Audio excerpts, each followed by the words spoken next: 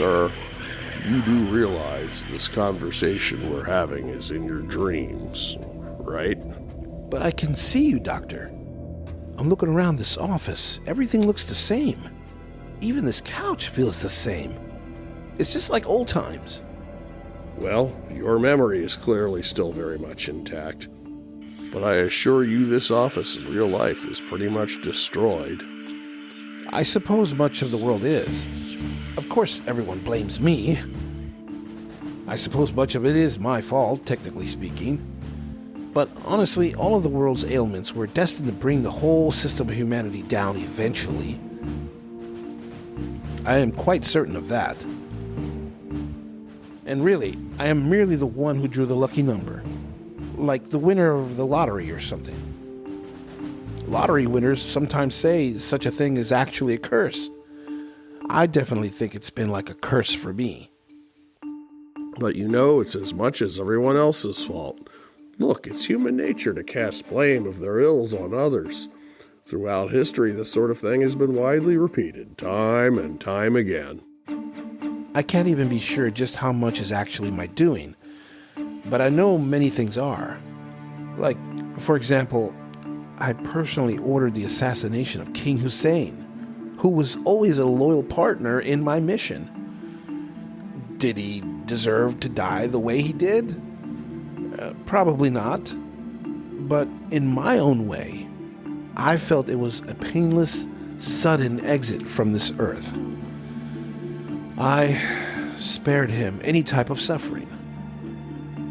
Did he not deserve to be eliminated, sir? Would him staying in power have been advantageous to you and the mission? No, it wouldn't have.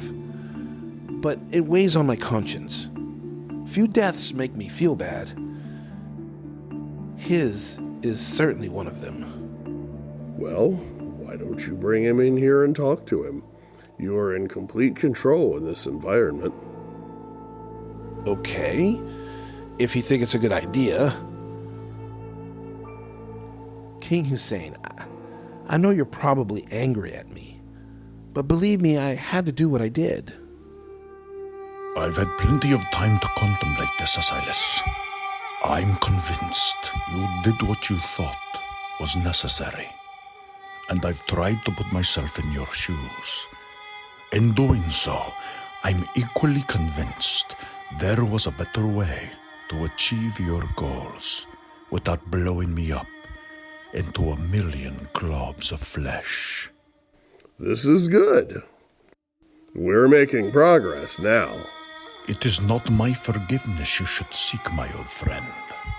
If your conscience is hindering your mind enough to bring me here from the depths of Hades, then the fate of humanity is all but a formality.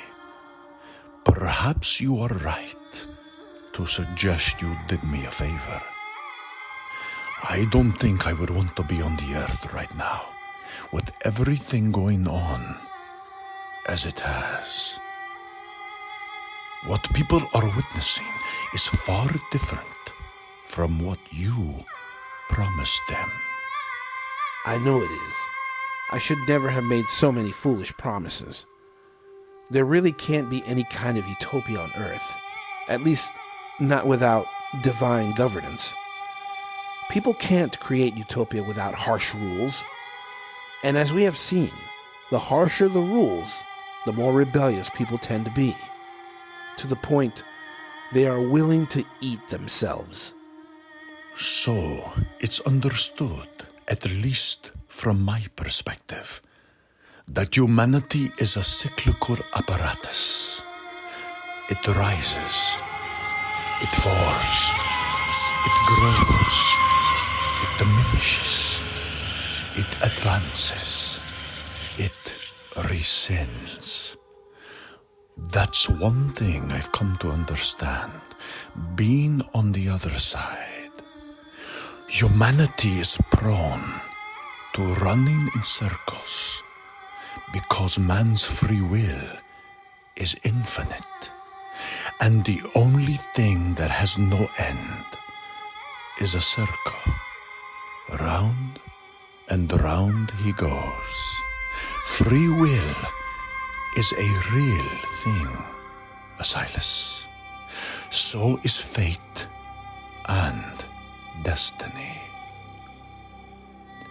How can these two contradictory elements exist, you might ask?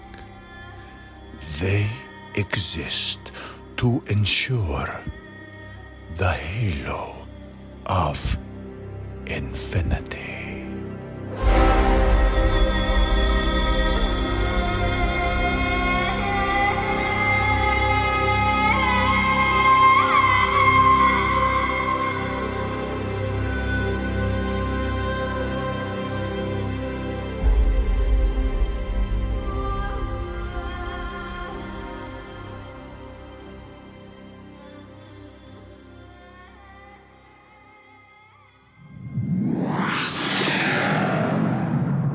New Kingdom Radio Theater. This episode is brought to you by the JMv&x Publishing Company, publishers of the textbook, I Want to Learn English. A textbook specifically designed for Level 1 English learners. Get your copy for the newcomer English learners in your class on Amazon.com today. Or click the link in the show notes.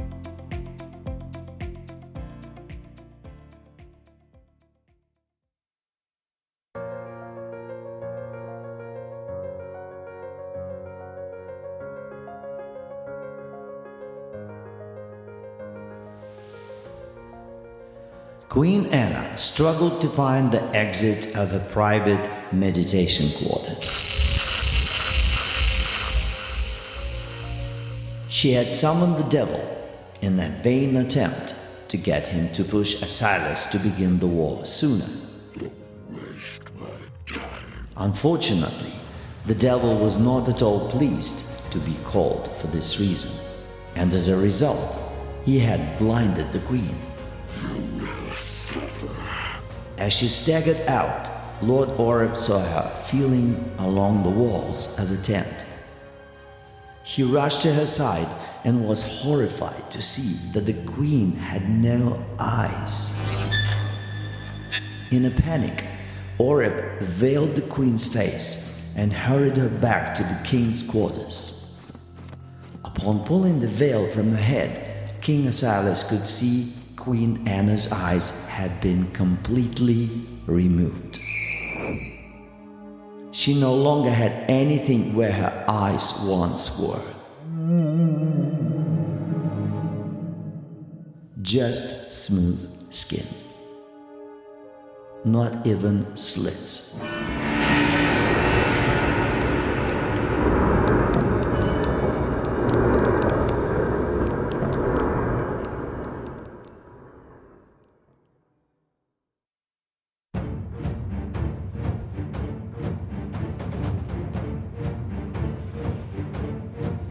Mind telling me what the hell happened?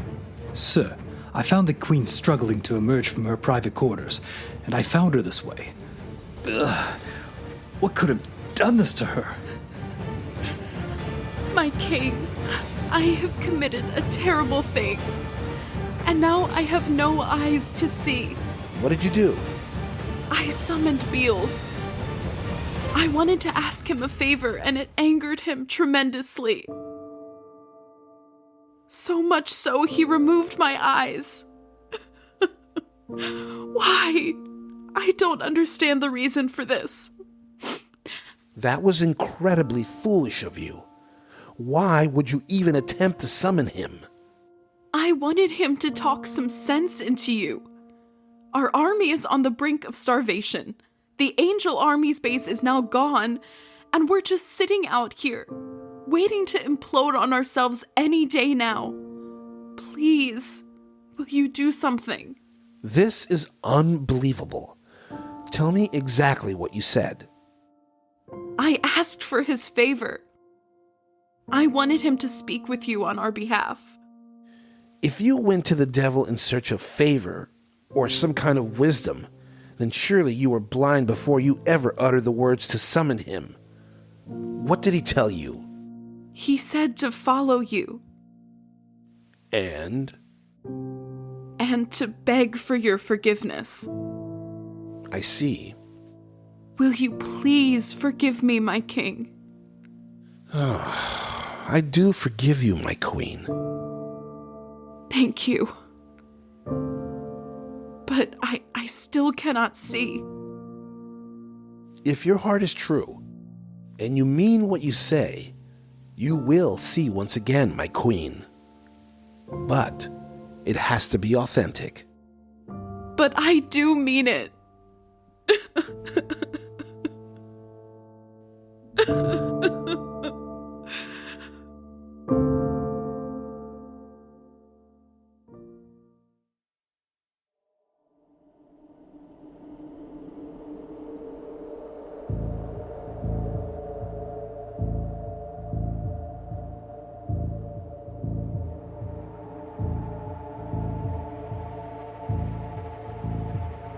Why have you decided to make us invisible to the human army, my lord? They do not see us because they choose not to see us. As you know, we have not moved an inch. But how can we make them see? Ultimately, it is what resides in a person's heart that takes in the world at large. The heart, you see, is the one eye within every entity that can see and understand all things. When the heart is confused, vision is blurred, and anyone can become confused. And by confused, I mean one can be manipulated. You have shown everyone the way, through your teachings and sacrifice, and still they refuse to let you into their hearts. It is this very fact, you say, that has blinded mankind to the evil one, and this has allowed them to be manipulated. But explaining this to humankind throughout the ages has done little to steer them for their ultimate trajectory. And thus, we all find ourselves here, at the precipice of judgment. Will you be merciful, my lord? True believers will enjoy a great paradise on earth, Archangel. For the rest, oblivion awaits them.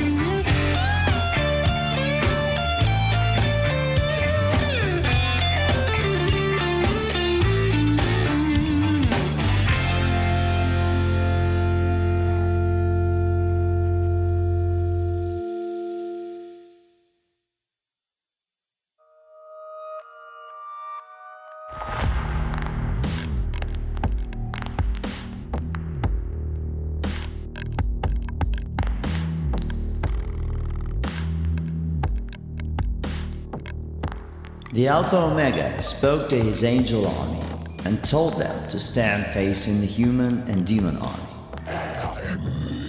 He insisted they would not be able to see them, even if they stood out in the open and looked straight at their base.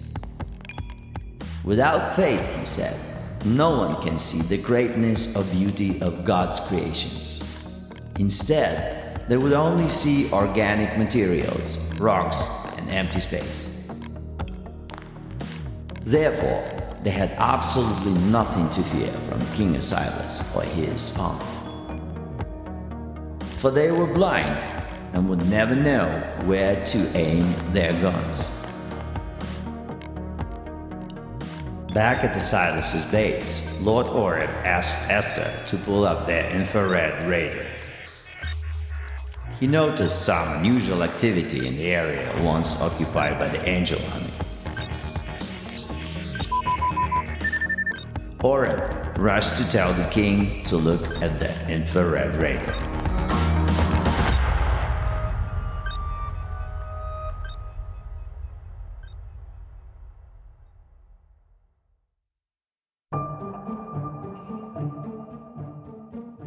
Sir, there is still a lot of activity in that area.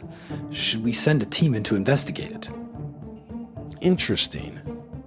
You know, I'm willing to bet they never actually fled the area, Jeremy. We just can't see them. Do you think they've cloaked themselves? They must possess some serious technology to pull something like that off. It isn't technology, I assure you. They have the ability to slip through dimensions. That's probably why we can't see them. If they are there, as you say, then we should march right up to them and engage them, sir. If we go there, we would be surrounded. It's a trap, no doubt about it. We have to be very careful when we advance. I don't understand. If they can slip in and out of dimensions, why not slip into one, march over here, slip back out when we're all asleep, and just take us out? Because that's not how it is written, my brother. Don't you get it? Everything we ever do on this earth is another step in the grand halo of infinity. A grand halo infinity? What does that even mean? This, coming from one of the four horsemen of the apocalypse? Now, how's that for irony? Jeremy, humanity itself as a construct is cyclical. What we do in ebbs and flows, ups and downs and rounds. You know, that whole circle of life crap people like to say. That's the basic crux of it. We are doing what we are meant to do. Just like you were meant to be the Black Horseman. Look, I just played along with all that horseman stuff because I knew it was necessary. But right now, out here, it's all about survival. And tell me, Jeremy, let's suppose we defeat the Alpha Omega. What do you think the Creator would do to us? He'd probably leave us alone. After all, we have defeated his army of supernatural soldiers. You're a riot, Jeremy. You think God himself would just dismiss us altogether if we defeated his army of angels? Now that has got to be the wildest, insane thing anyone has ever said in the history of mankind. I say this because I don't want to die, sir. I know you don't.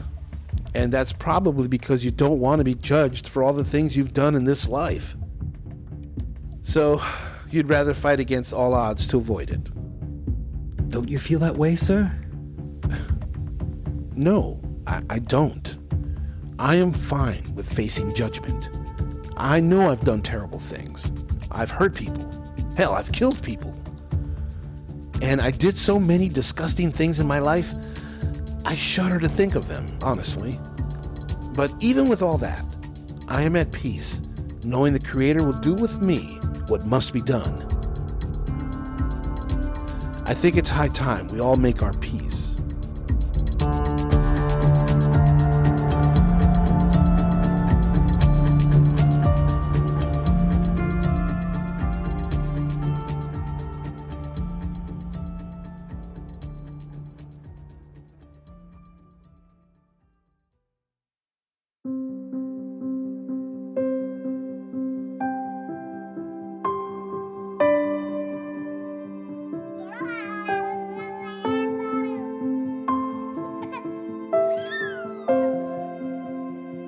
baby has opened my eyes to something incredible, Monica. Life is so incredibly precious and fragile. The world has always found it hard to accept that every breath in our lungs is a gift. Self-awareness is crucial for true happiness. How can we ever aspire to know what true happiness is if we aren't even aware of who we really are? In this life, in this universe, in the lives of those we love and that love us. I love you, Monica. With all my heart. And this baby, too. Jacob,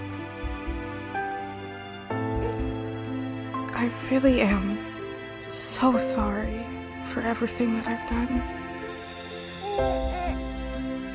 We had it all. I had everything I could have ever dreamed of, and I threw it all away. For what? For some stupid delusion, the intoxicating notion of power. Okay. You can say these things you have to say. But then after that, no more regrets, okay? Let's not waste a second with each other or this child. This little guy. Let us not subject him to the negativity that's so pervasive in this world. Let him only know that his mother and his father love him just as he is. Oh, isn't he precious? He's the most precious thing I've ever laid my eyes on. Let's make a pact, you and I, right here and right now. Whatever we do from here until the pinnacle of the war, we do to protect our son. Let him have the opportunities we never could, for a chance to live a good life in a new world. And let's promise to each other that we'll sacrifice ourselves if need be for little Silas. Yes. I swear I will do just that. Until my very last breath. Until our last breath.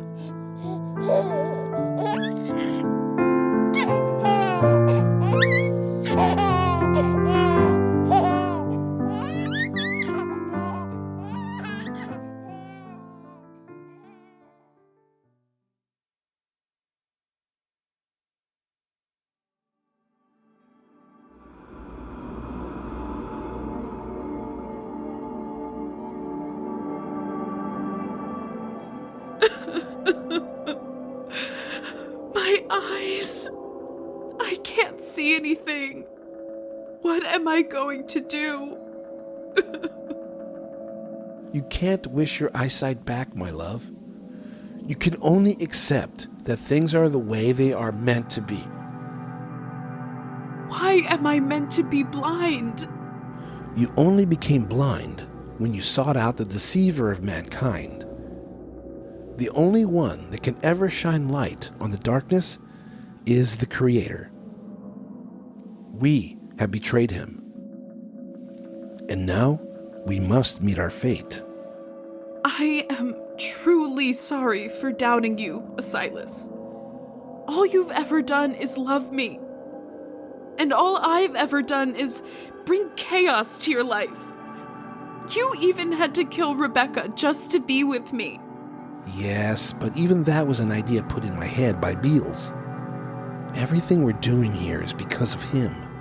And even though in my heart I know it's wrong, I still have to see this thing to the very end. Hold me. I love you.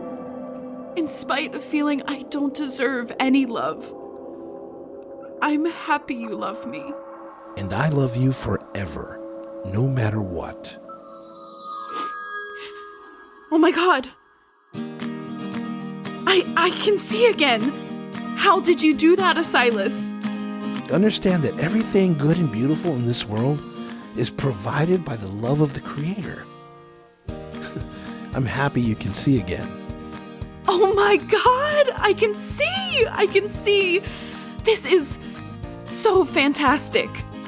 And now that you can see with your eyes again, can you also see with your heart? I think I can. It's warm and sweet.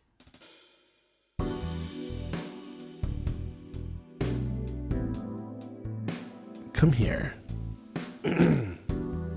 Lay down here with me. Just know, every second from here to our final moment, I am happy because you are my queen. I love you forever and ever. I'm the luckiest woman in the world.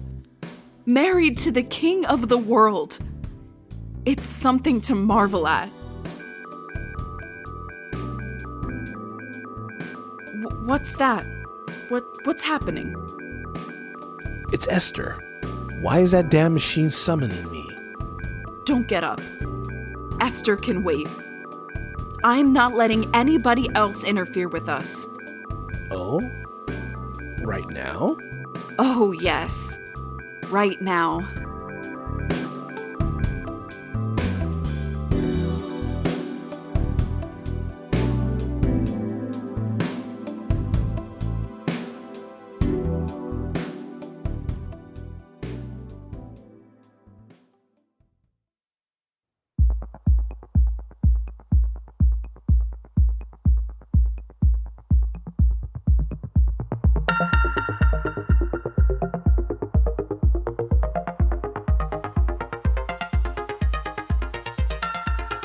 You've been listening to The Rise of King Asilas, Episode 87, Spiritual Catharsis, starring J.V. Torres as King Asilas, Shane Maester as Queen Anna, Steve Fisher as Lord Jeremy Oreb, L.A. Bonet as Princess Monica, Dominic Notaro as Prince Jacob, Bob Singer as the Alpha Omega, Jeff Ellis as Dr. Ezekiel, Mark Rios as King Hussein, Skylar Torres as the Archangel, and narrated by Sergei Brezhnikov. This episode features the song Brash Aim by JVMP. Download the music of JVMP on bandcamp.com today, or click the link in the show notes. For more information about the cast, the music, or this production, please visit us at www.theriseofkingasilas.com for a full list on our Season 6 episode page. This has been a production of the New Kingdom Radio Theater in Baltimore, Maryland. Copyright 2023. And stay tuned for episode 88.